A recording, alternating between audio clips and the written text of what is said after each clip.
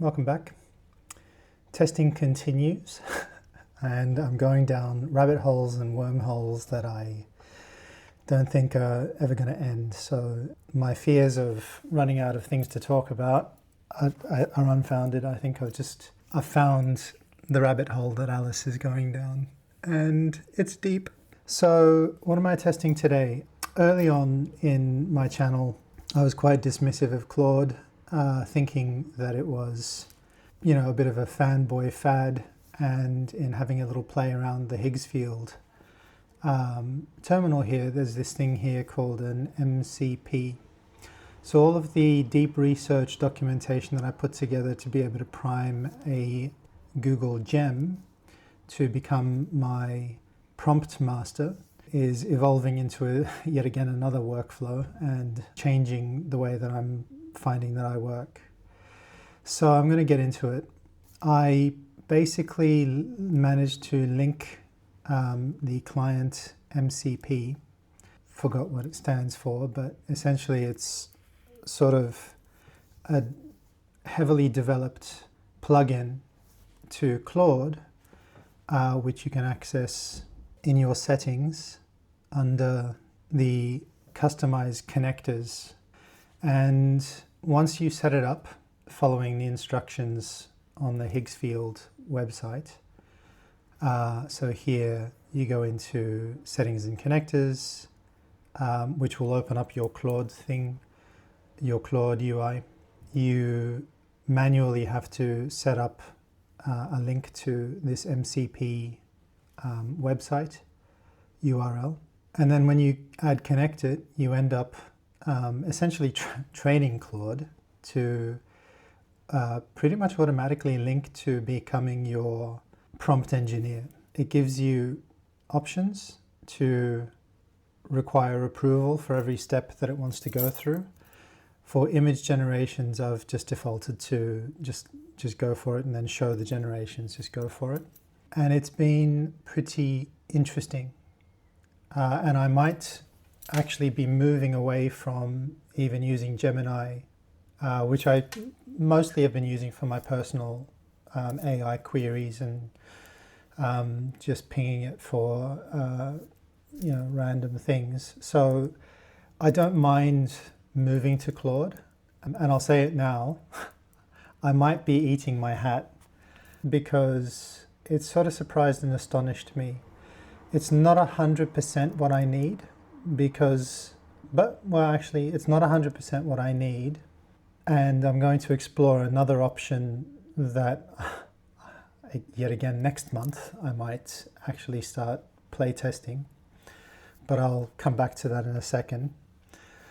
So what I've found is once I've set up Higgsfield, I need to set up a project, which I've done, and I've got a project file here that I've primed. It asks you for the project name. My working title is AgnesDei, which is based on the choral song, which is the music that I used for the original rip reel that I'm basing my project on.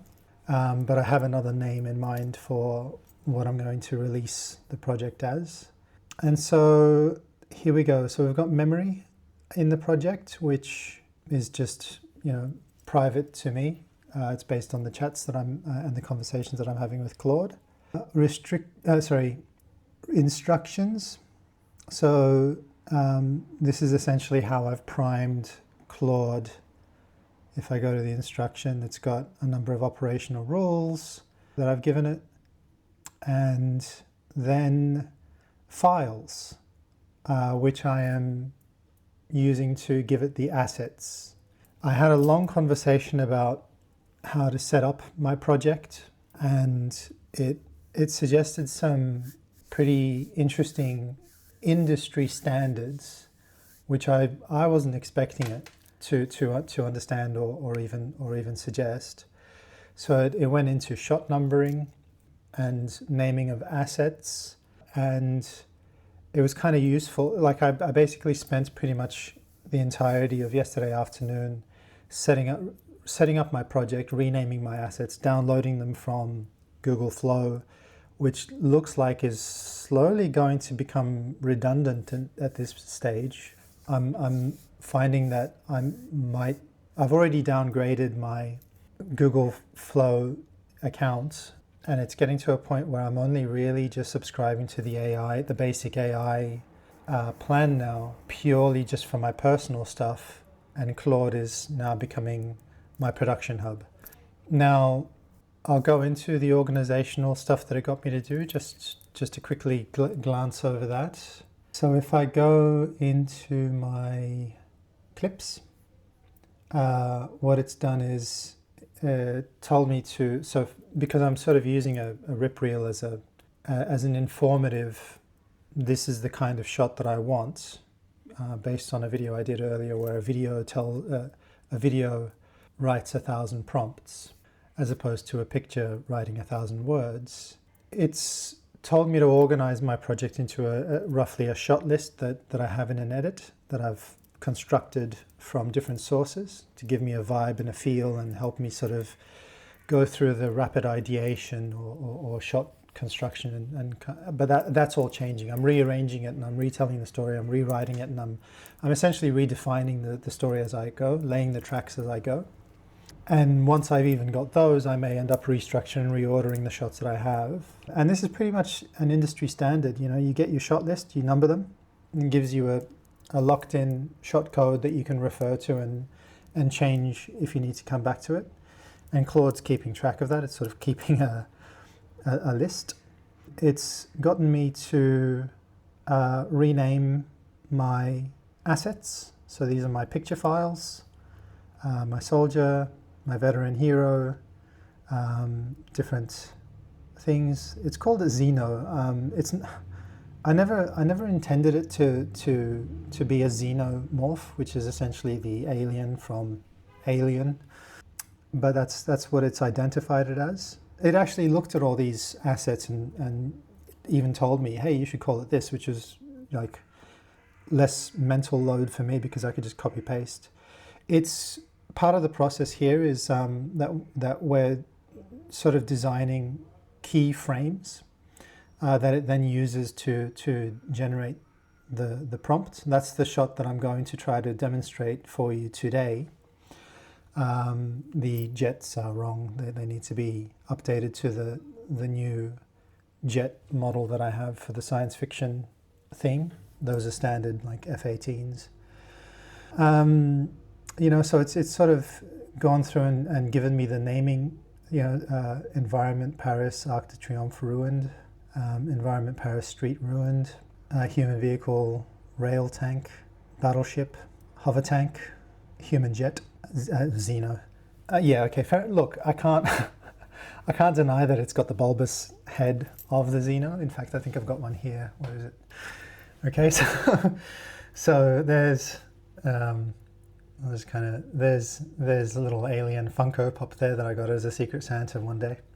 And actually that's probably the coolest Funko Pop you could possibly get. I looked at the other ones and this is just the best. And an interesting little fact about this one is it's got the translucent head because that's the original design, which you could see its brain through the translucency. So then I've got my media clips, which I'm using to actually build my edit. So all the shots that I'm doing, which I'm now putting together in a cut. So then what's interesting is this shot here, right? I actually put this shot through its paces, and what I'm doing is an experiment in Higgsfield because you can get it to queue and call many models at a time, or you can get it to queue and call many shots of, let's say, your storyboards or different angles of stuff. And I'm sorry, I'm going to be jumping around quite a lot here because I'm getting flashes of memories of things that I find as I go along. If on the topic of finding or getting it to render many different angles of a shot, here I noticed in Higgsfield while you can reference and animate something, I haven't played with some of these buttons, and I'm hesitant to create a 3D scene. Although, damn it, let's just go for it. Create a 3D scene. I don't know what this does, but let's just find out. We're here, why not? Nothing tried, nothing gained, I think is the saying. So yeah, let's generate a 3D scene and see what that actually does. While that's going, extract hex. So I guess if you are using grids or storyboards, it will do that. In Paint, I guess, is that you can kind of draw like, I'm seeing a lot of these new videos emerging of Google Omni being used to do like a drone fly through. I don't actually, on that point, I don't know if it is Google Omni. And I recently saw a video by AI Samson, who's a YouTube influencer or news guy, and I think he was using Grok, and that's something that I'm going to chat about today as well as in my model testing. The reason I'm considering Grok is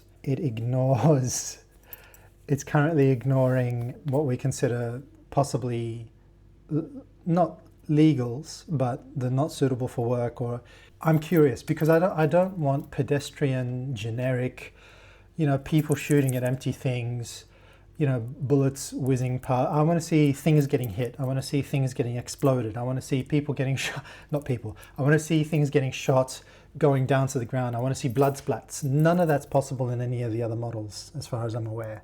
I want to see a decapitation. I want to see a fountain of blood like in Ninja Scroll. But that's just me.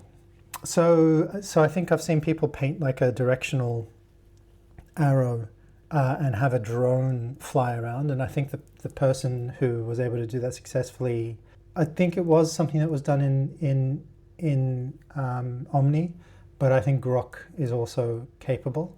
But I'm assuming that that's what InPaint is. Skin enhancer. Skin enhancer. This is going to be useful for my friend.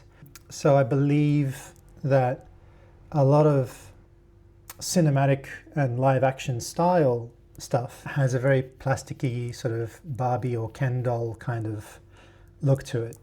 And I believe skin enhancer can add the little granulations and the details that skin, freckles and things that skin needs.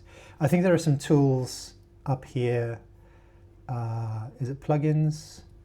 I think it's in apps. I think there are some apps built into Higgsfield by developers who have figured that stuff out, and you can kind of do like a little split screen comparison between before and after. So I'm gonna message my friend about that. Angles. That's something that we're gonna. Why not? Look, we're here. I've deviated. That's just the nature of how this works now on my channel. I'm just gonna go whatever direction, and eventually I'll bring it back to what I'm trying to actually explain. So it's created a 3D scene. I don't know what this means yet. Ooh. Oh, okay. Whoa. I mean, it's loading the scene. Okay, I think I sort of understand where this is going. So here what it's doing is 24 millimeters, so super wide. And if you imagine your camera getting closer, then you're increasing the lens, the millimeters of the lens. So if on your phone you're recording a video and you zoom out, it's going wide, so a small lens. And if you zoom in, it's going long, so tighter lens. And what that does, it has a number of effects. So it can distort the distance between the subject and the background. But also, if you're on a long lens, so if in your prompting you say, I want a long lens shot of a vehicle traveling across mountains, you'll get this thing called parallax. Parallax is essentially the background objects moving against the foreground objects. So you'll get a lot of interesting movement in your shots. So if I adjust the slider, yeah, there you go. So 35 mil, 50 mil is what your eyes are generally at. That's your natural eye lens. And the wider you go, is referred to more fisheye because they have round bulbous eyes, and we put them in fish bowls. And then yeah, if you want to go closer and closer, and then you can kind of probably zoom around the image to get into micro detail. So this is probably going to be useful if you have like a 4K image. Maybe, I'm not sure. I'm literally looking at this and figuring it out and making assumptions as I go. So let's go into a 50mm lens. Ooh. I don't know what these boxes are. I guess, I don't think that was in the original render. So I can zoom. Ooh. That's me using the scroll up, scroll down thing on the trackpad. Oh, what? This is crazy. What is this? Okay, so what it's doing, interestingly enough, is it feels like, oh, oh, wow. So I've like zoomed out super wide. I've gone beyond the shot. So it's saying you use WASD or left to right. Oh, no, don't go back. I've lost it. Okay, I'm back in. That was interesting. So what it felt like when I sort of scrolled outwards here, this stuff, there's this thing called a Gaussian splat, and it's kind of interesting where you can take a number of photos from an area, and the computer will take all those photos and reconstruct a 3D-ish kind of environment just from a whole bunch of photographs that you take from all over the place. So it's kind of an interesting thing that it's doing here. Now, what were my little tips?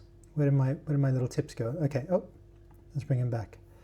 So now it's saying, okay, so pan, so I can pan, left click, and oh yeah, that's what I was doing there. I was panning the camera around. Zoom was what I was doing with the scroll up and down. WASD, what does WASD do? So let's go forwards, I think, backwards, left and right. Pan, Q, ooh, and E.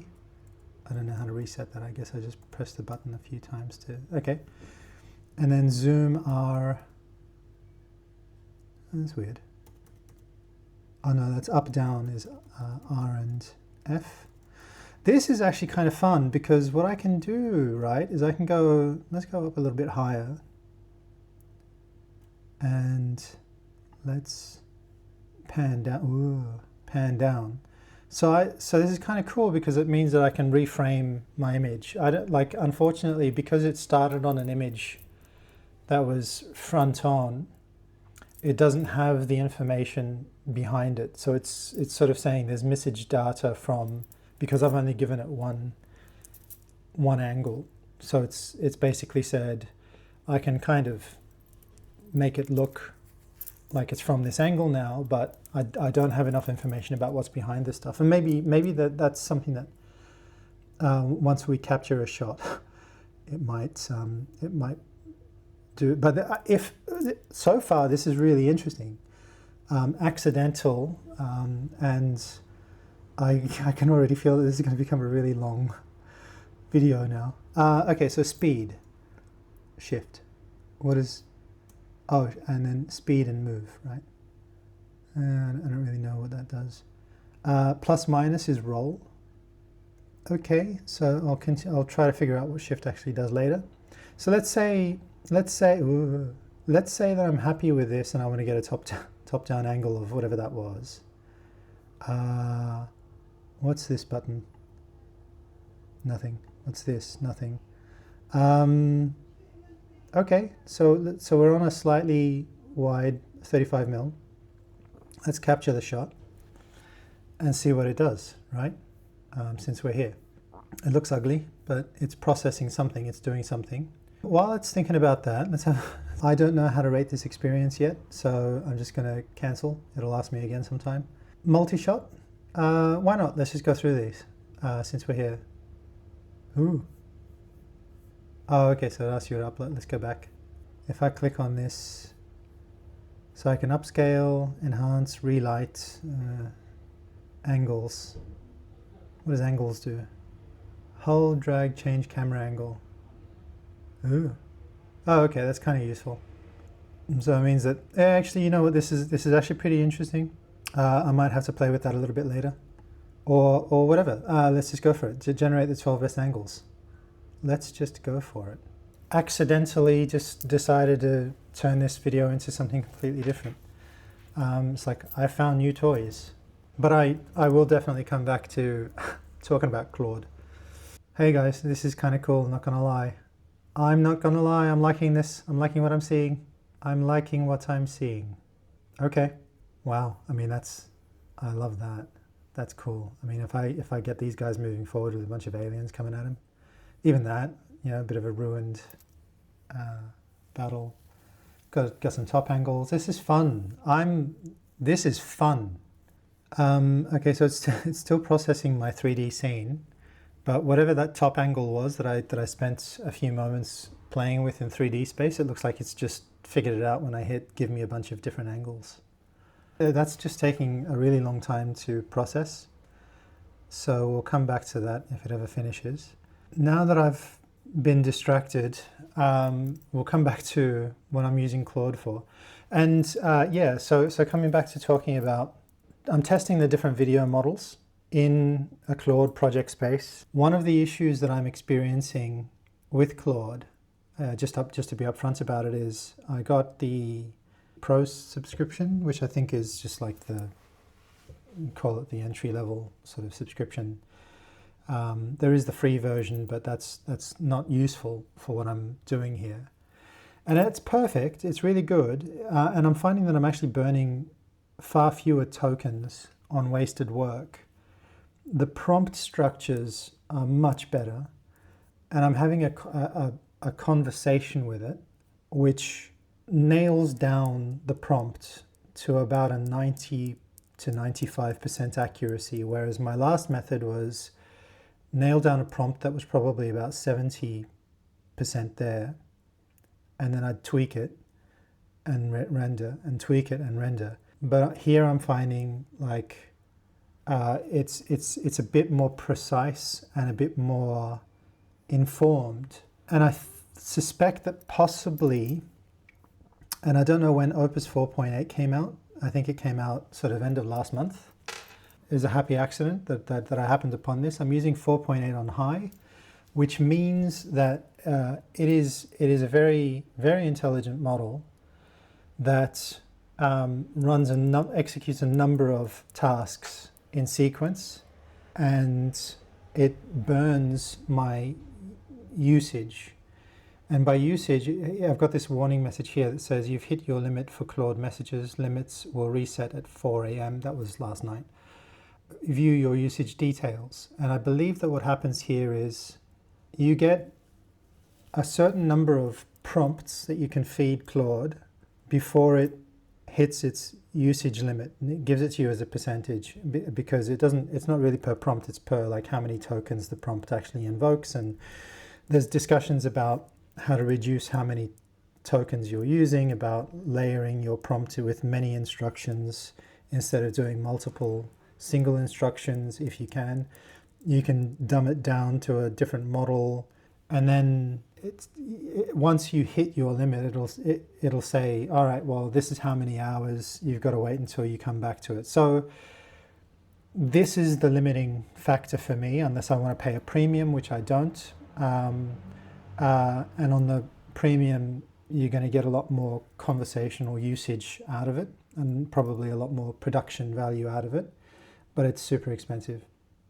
So right now, it's not it's not my credit burn on Higgsfield that's the issue.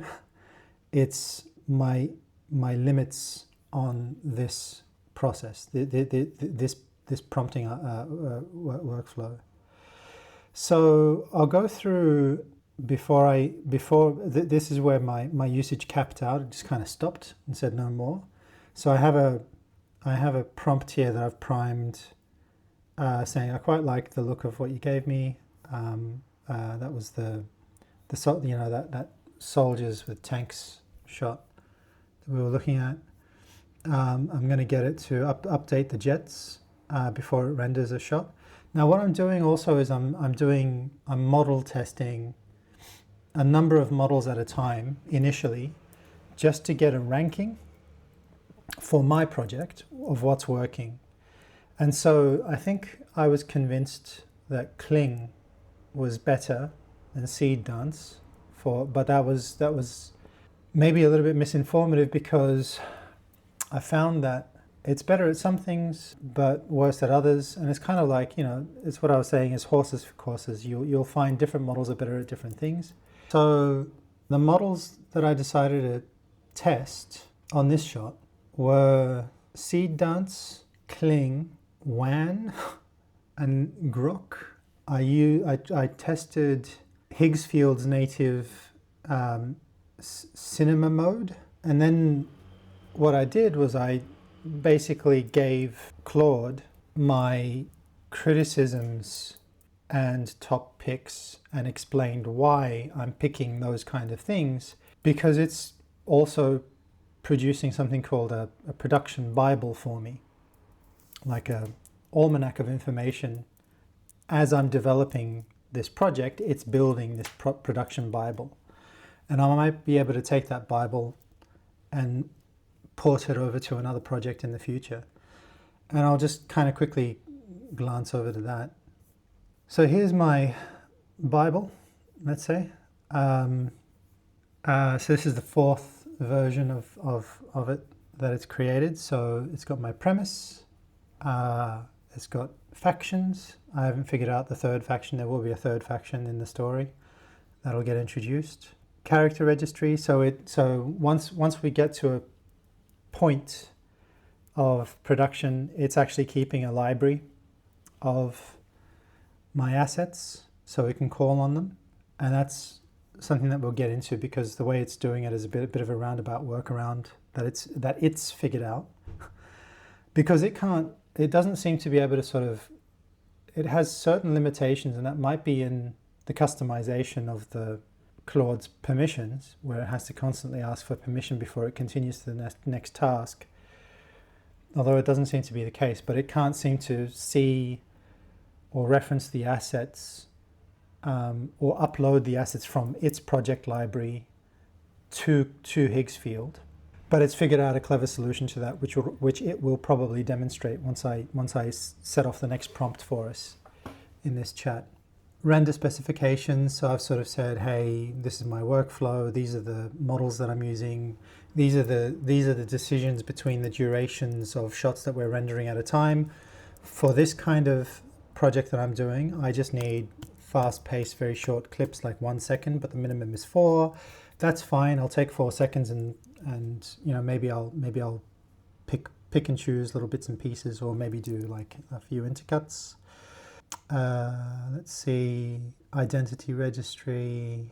Yeah, naming conventions. So it's, like giving me my project structure and organization, building my library. Shot lists. So it's kind of figuring out a shot list. And I said, look, I'm not too bothered about the shot list, because the way I'm working, everything's always changing, everything's always evolving and moving around, and I'm evolving the story as I go. Multi-model testing strategy. So it's added that now. So we're building that into the production Bible, because what's going to end up happening is that there'll be a few clear winners for different reasons, and it will help me decide on which model to use based on what I'm asking it for. So if this new Grok preview model that's been released is meant to be, let's call it, not suitable for work, I might be able to get airplanes exploding, future sci-fi jets exploding in battle, and I might be able to get tanks exploding, and I might actually be able to get realistic combats and outcomes and dark subject matter out of it. I'm not talking about anything silly. And then engine performance, which is my ranking. Engine performance log is based on my critique of, I liked, the gravity and the weight of the tank as its pneumatic leg comes down. But I'll show you the comparison. Yeah, okay, so here's the shot that it created in Nano Banana 2. I fed it a video clip in the chat. You can't add video clips to the project, but I fed it a video clip in the chat saying, this is the kind of composition and subject that I want to imitate. And I've asked it to regrade the sky because it gave it to me during the day. And I said, looks great. So I want to put this into production. It said, you know, great. We're going to test Kling, Seedance, and WAN. I said, okay, cool, let's run all the models. And what it does is, because it can't upload the project asset into Higgsfield, it can look at the project asset and find it in Higgsfield by doing a quick visual check, which I thought was pretty impressive. And then a few prompts later, oh yeah, and then I was looking at that image and I thought, oh gosh, you know, it looks a little bit empty. I want to put some soldiers in there, you know, just give it a little bit more life instead of just, you know, empty shot of a pneumatic leg on a stabilizer from a tank coming down onto the ground. You know, I was like, let's make it a little bit real. Let's put some people in there. Let's make it. Let's dress it with something, with some life. And so, you know, I went through a number of iterations because it was getting the size of the tank is colossal, and maybe it's my mistake because I said, you know what, I kind of like the colossal size of this tank. It gives it, you know, like a massive war machine kind of vibe. But on the other hand, I was like, you know, these guys are way too small. So I spent a little bit of time revising that. It hit a couple of failures, and then I was looking at the wrong thing. I was looking at the web version. Yeah, okay. So we'll look at my testing of various models, literally on the same shot, run the same prompt, and see what happens. Got a test from Kling. It's a 4-second shot. So Kling matched the reference very precisely. Right, the keyframe that it started on is pretty much exactly this. That's the start frame that it decided to use, and yeah, it's pretty cool. It's got the soldiers running. It feels very anime with a steppy kind of frame rate. It fell over a little bit because I personally didn't really like the tank getting lifted off the ground. The problem it had was that the tank track was running. I love the dust.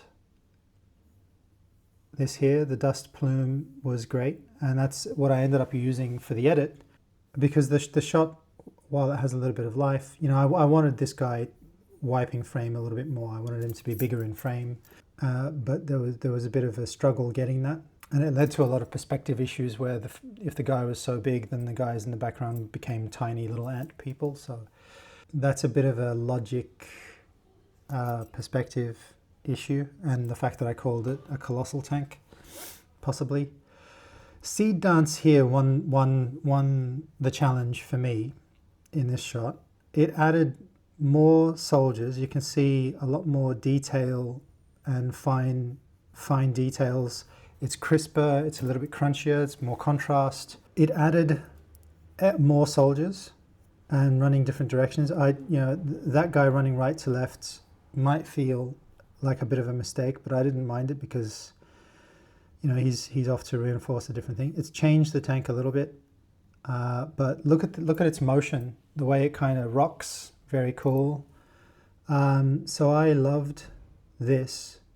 And that definitely is the winner for me. But I ended up using this one purely because if you look at the dust here, see how it just feels like there's a vent just going from the beginning of the shot, like it's constantly venting before the foot comes down, and the way it dissipates is a little bit meh.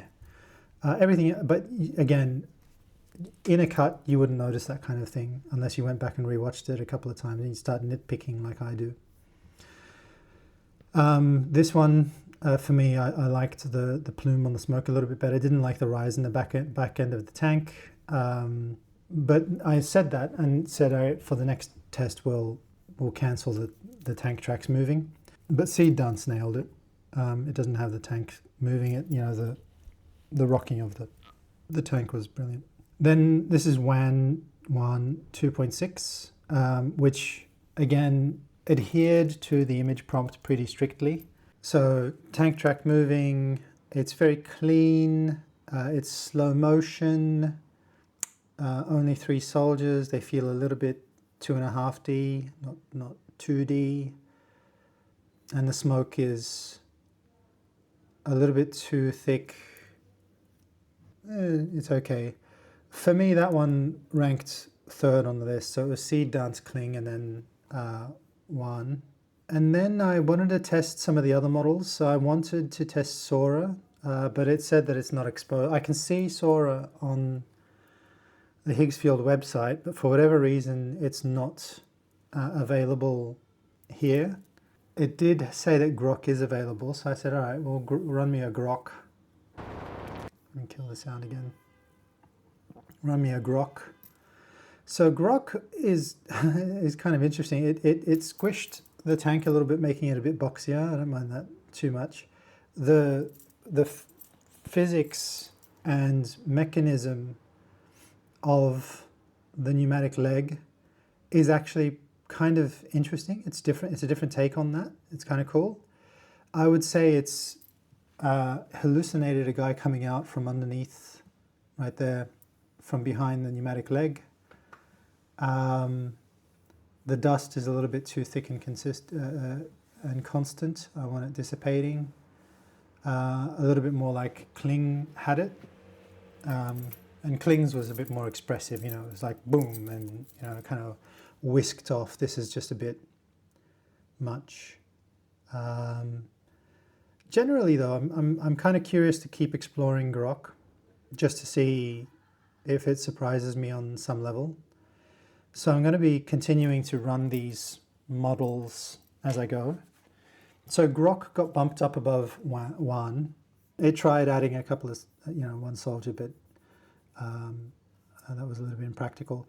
But what I did kind of like was this shift in how it interpreted the mechanics of that pneumatic leg. That was kind of interesting.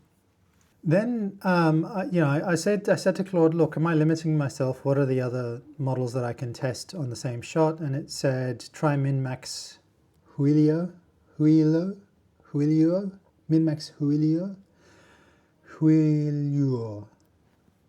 I don't know.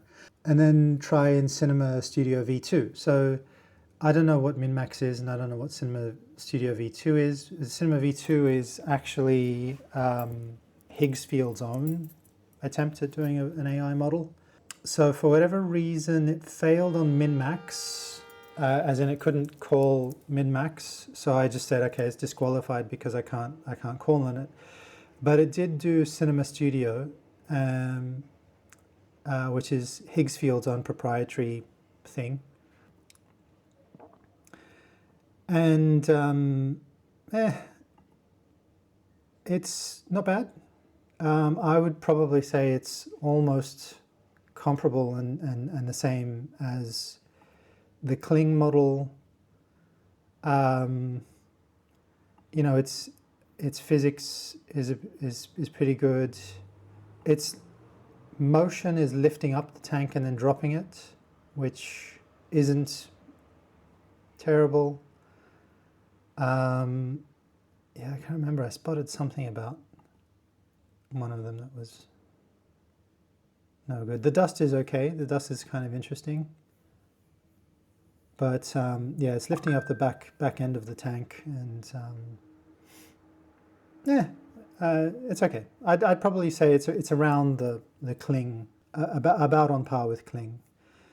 So Seedance won that test through and through. So it updated the production Bible, and I'm having more of a conversation with it now, figuring stuff out, and we were trying to get this image that we figured out, and of course Nano Banana 2 being Nano Banana Pro, doing what it's doing. It had one tank firing on another tank. That's a no-no. And so I started to get it to re-roll, and I just said, look, man, images cost near nothing, so let's just roll 4 at a time. And I said, cool, I'm quite happy with a certain image, but I want to add the human jets into it. It said, got it. Got it, the jets in the image library now, your newest upload. So I'm ready to run the swap. Okay, so because I've now gone ahead and had a play with the image library and faffed around a little bit, I'm hoping it doesn't get confused with which angle it's going to pick. And it's something that I probably should have done before I hit the make every angle button, because now it's baked the old jets into all those wonderful angles that it just made for me. And this is going to lead to me using my chat hitting my limit earlier. So I'm gonna say I liked AGD, which is now in our project library. So watch what it does. When I do this, it's going to swap out the jet, and because it can't upload from our library to Higgsfield, what it needs to do is it needs to find the image that I uploaded to the project on Higgsfield to be able to do this, right? So if I hit return, and then what we're going to do is we're going to have a look at how much of my usage that one prompt will eat in Claude, to give you an idea of like how much processing it's using. Cool, so it gives me a bit of sycophantic feedback. That's a really strong frame. I love it, blah, blah, blah. So it says, but to render the jet swap, I have to point Higgsfield at that exact generation. And a project file can't be a render input. The good news is that the frame is already one of our 4 generated sitting in Higgsfield generations with a URL that I can grab. So tell me which of the 4 it was, 1, 2, 3, or 4, in the order that they came up. And I'll pull the generation, feed it back with the jet asset, and swap the sky jets for the real human jets. 2, I think it was 2. I'll say I think it was 2. So here what it's doing is it's opened up Higgsfield, the Higgsfield library, and it's looking through. Your more recent Quen camera control renders are sitting on top of the stack now, so I need to page back and find the 310 batch. Hold on a sec. So it's, it's smart. It sees that I've done something weird here. Found it. Number 2 is confirmed.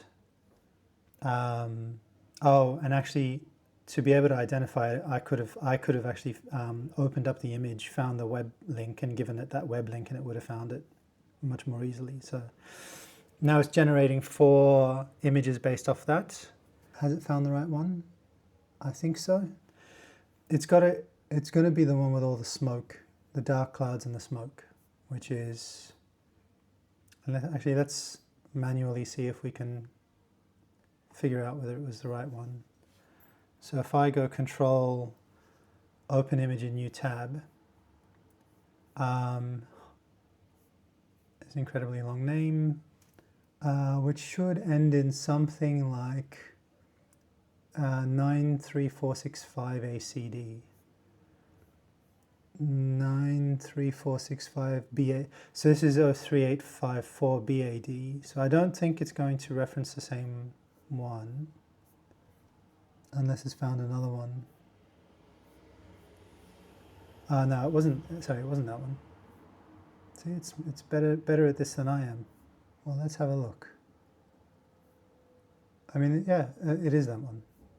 Okay. It looks like the design is slightly different. That one's got the curved wings, but that's okay. The laser pointers are a little bit too front on, but in the shot what's going to happen is that the lasers are going to streak across the sky and they're going to sort of duck and weave in the shot. So 1, 2, 3 or 4. Let's see, I like, that one's kind of distant. I quite like how close this one is.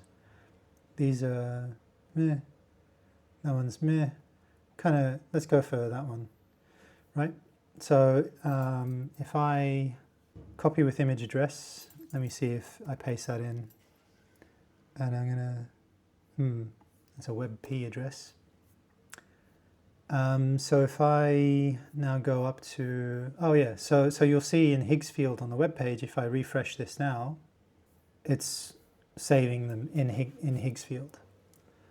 And the one that I liked was that one. So if we open that and go to open image in new tab, yeah, so then I'm going to give it the last bit of the file name in the string, just to say that's the one that I liked. So we'll go back to fantastic, I like this one, cool. Oh yeah, and I was meant to go back to my, oh look, there's a new update to the software. We'll do that in a second. If I go to settings and go to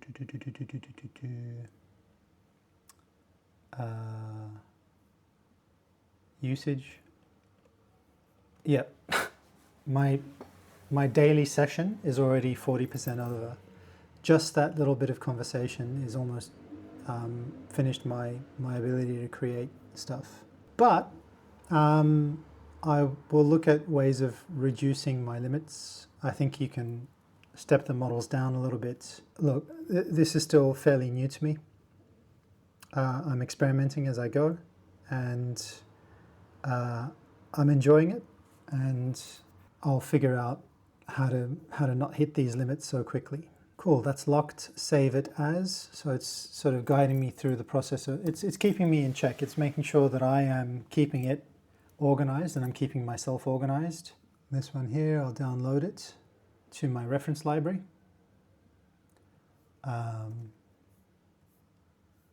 Cool, that's my keyframe in refs. So we'll get rid of that one with the old jets, load this in, upload from device. There it is with the new jets. Once it's in there, go back to my projects. That's locked. Now the video matrix is the real credit step. So this is where we're going to spend some credits. So it's going to use Seedance Kling that are approved. That were the ones that were my favorites on SH300. It says it wants to add Cinema Studio V2. It says it's going to skip VO and WAM for the usual reasons. I'm going to say, so it wants to do a 6-second default on this one, so that's fine. Motion brief, yep, so it's going to be a 3/4 camera traveling down the line laterally. The cannons are going to fire one after the other. What I want to do is a couple of things. I want some of the jets avoiding some of the laser fire, the red laser fire, lasers strafing, or perhaps one could get hit and spin, then crashes and burns. I don't know whether that's actually going to be a realistic. See if it can interpret that. Maybe I should just let it do its thing. But I want to feel a bit more action. And on that topic, additionally, I want to try running this in Grok as well. So we're going to do a test between Seedance Kling and Grok and Cinema Studio V2. So it says say go, and I'll fire the Seedance Kling 6 seconds, or tell me to add Cinema Studio V2 and or bump to 8s. Oh yeah, as well. And Cinema Studio V2 as well. Yeah, let's see what it does. So realistically, at the moment, the way I'm kind of going, probably using maximum token burnage, because I've set my model to the maximum Opus 4.8, and I've gone effort high. So I'm really putting it through its thinking paces, and it's pretty glorious, I have to say. It says love it. That jet getting clipped and spiraling out of the sky, blah blah blah. Sycophantic, thank you very much. I don't need that. Firing all 4s at 8s. Cool. So I'm going to say allow. I'm going to have to be there policing it every step of the way at the moment. Ugh. Yeah, so it's increased the time. It's decided that it's increasing the time to 8 seconds because it wants to get that aircraft getting hit. Cool. Snag worth explaining. Because it'll recur, the video engine's just rejected a keyframe over its file type. Okay, I'll have to look into why it's what that's all about. Didn't like it. The copy attempt hit a wall, same wall. Upload your saved, oh, right, into the Higgsfield images library, the same way that I did with the jet. Okay, so if I do this and I go upload media and I click on that one, open, grabbing your uploads, fine. So a couple of little hiccups. Okay, so it's found some sort of a solution and it's running Seedance, which failed. Higgsfield Grok Imagine is generating. Cinema Studio video is going. Kling is going. Bit concerned about why Seedance failed. It has refunded me the credits. Okay, so Cinema Studio said not suitable for work. Grok has gone ahead and done something. Seedance failed.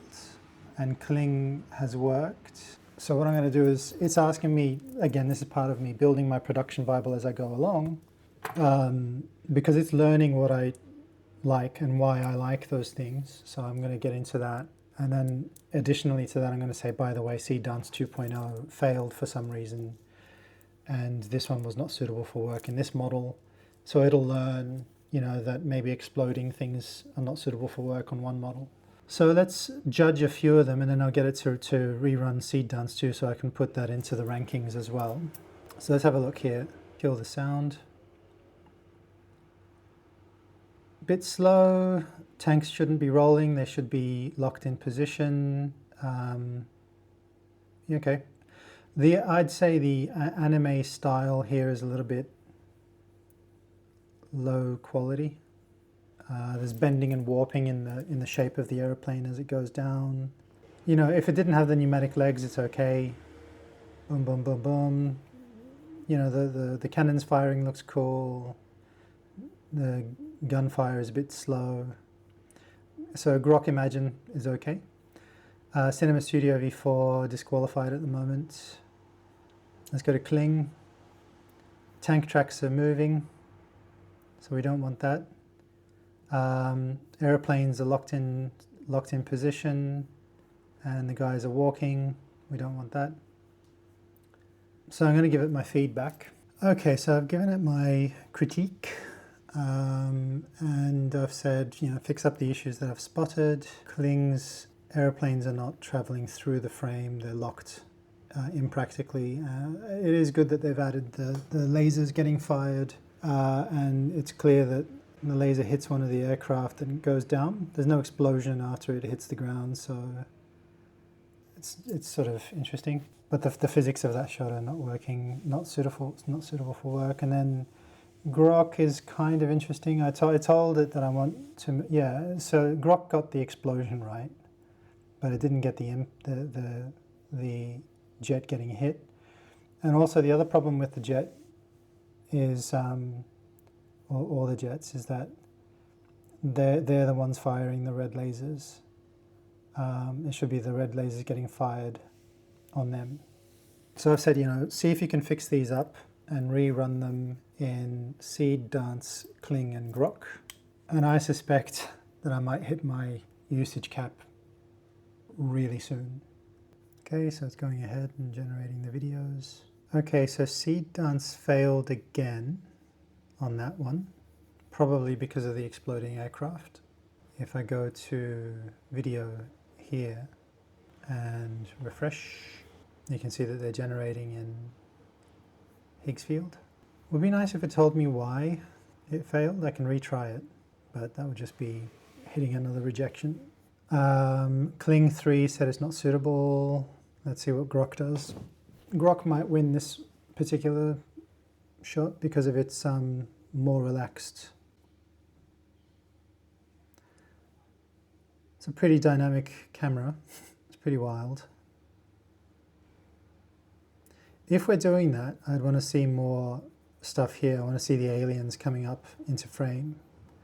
So it's possible that what I'm going to have to do is zoom in a little bit on that. I suspect that given this method, this is probably as good as I'm going to get for now. And I may revisit this idea later, but I'm happy enough with that. The shot is not quite doing what I want it to do. It's sort of pulling back. I want it pushing forward, but I think it'll be okay. It's going to be in a pretty crazy edit anyway. Yeah, I mean, hey Grok, welcome to my model stack, I guess. Right, okay, so let's see my usage now after I've done all that. So I'm 83% done for the day of what I can do in Claude, and it's not a problem with the credits and tokens I have in Kling. So I'm going to end up having to do work over in my gem chat and doing my manual prompts in the meantime, or maybe I'll work on my edit a little bit or do some other things while I wait for my reset. And it says it's going to be about 4 hours before my usage resets. This here is saying all models reset at 1 AM. I don't know what that means, but that doesn't seem to be an issue. It's the session time, the session limits that I'm hitting. So let's talk about the next thing that I've found is in my rabbit hole search for learning and growing and understanding, I found this thing here called ComfyUI. And this is interesting. And it's something that I think I'm going to play around with a little bit next month, next billing cycle. And it's the industry standard for professionals. And it's very complicated. It uses nodes. So I've got a bunch of saved nodes here, and I'll do a quick demonstration of a manual build. But this is the way that this would work with a Claude integration, because I believe that you can give ComfyUI an MCP the same way that you do with Claude, or you can feed Claude the ComfyUI MCP, sorry. You say, I want to use Seedance reference to video.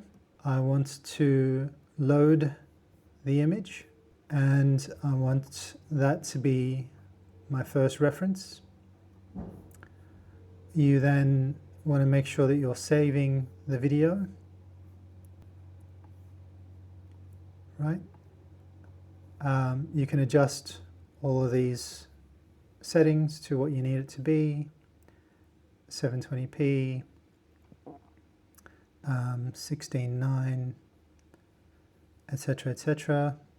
Load the image, preview the image so that I can see what the image is.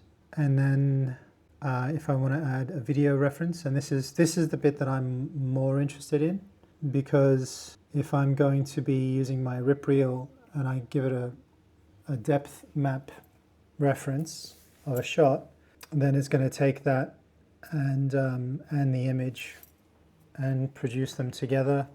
And you've got a little space here for the prompt. And the way that this would work differently to the Higgsfield method is Claude will essentially build the nodes for you and give you the prompt. And that might actually be quicker and less tedious than the process that I showed you doing it using Claude as the production hub and link for Higgsfield. I've not subscribed, so I can't run you an example yet, but it's something that I'm sort of mentally preparing myself with, because the possibilities here are quite extensive, and I believe that there's a lot you can do for like background replacements particularly with green screens and CGI.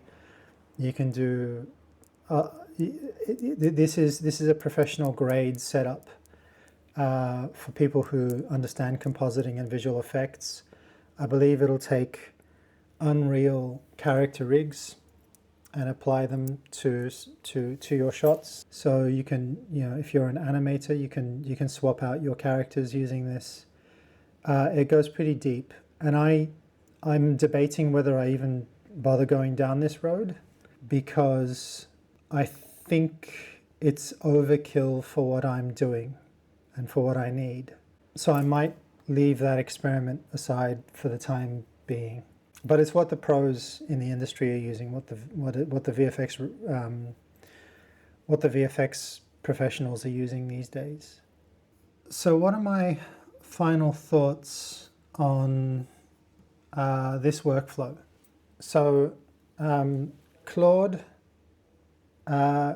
very impressive. I am definitely eating my words and humbly accepting that I was wrong to disregard Claude and its ability to integrate into Higgsfield. I didn't realize that this is how people are doing stuff at the moment, and it's pretty impressive.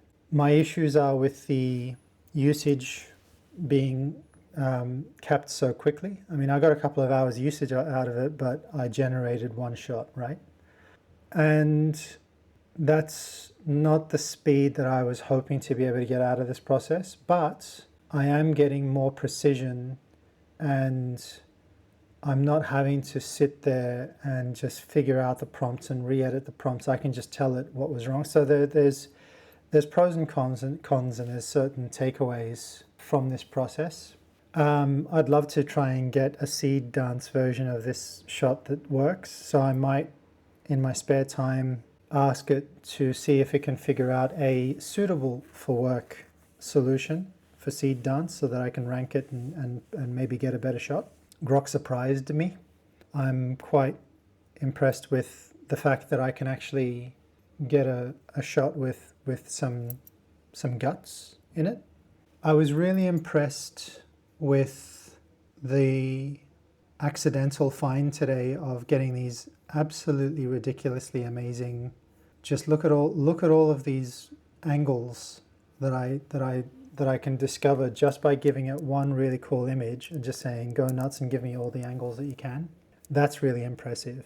So the other thing that I am eventually going to play with once I finish this project, and it's going to take me a while based on my experimentation, my updates, my sort of figuring out how all of this works as I go, is I'm going to see what I can do in my workflow to be able to speed up my storytelling, or at least get this stuff out quicker. And it might be that I revise my plan, not necessarily sitting here editing a rip reel, but essentially just cutting together the keyframes like a storyboard. Animatic is what it's called. And then once I have the shots kind of like call it a living storyboard, maybe then I give those shots the structured numbering system that we had here, where I number all my shots in the edit. And quite possibly, what might even be quicker, eventually, is I use my Notebook LM trick to actually give me a script, give me storyboards, put them into an edit, fill in whatever I can, render those shots, put them into a cut, or cut them over the top of my Animatic, and then tweak and refine once I have a base edit. And I think that will be the next step to the evolution of this process. I just jumped into this because I thought, ooh, I have this old rip reel that I did ages ago. Maybe I can repurpose it for my little hobby project here. So it seems like old methods are best methods, and I might be going back to a traditional workflow. Storyboard your sequence, cut together an animatic. Hopefully you've got a script or a story to start with. and then, get your shots into production, drop them over the top of your storyboard Animatic, and maybe that's the key to unlocking the speed that I need to be able to work at, instead of getting 1 or 2 shots per session, 4 shots in a day if I'm lucky. So these are all the things that I'm exploring at the moment. So I haven't been able to figure out how to feed the depth map video into Claude in this workflow, but I don't know that I need to anymore. And then that in itself becomes a manual process of get the prompts, get the render, oh, it's failed for some reason. I think that there's less steps in and time taken in fiddling with the depth map. So for what I'm doing at the moment, it's not required. So I can drop the exploit, unless it's a really cool shot, and I might need to at some point. I'll cross that bridge when it comes. So I think that's it for now. Hopefully that's been useful. I hope that you got something out of this. I'm doing my model comparisons as I go, building my libraries, and if you like the video, please give us a thumbs up, subscribe if you want. I'd much appreciate it, and see you later. Bye.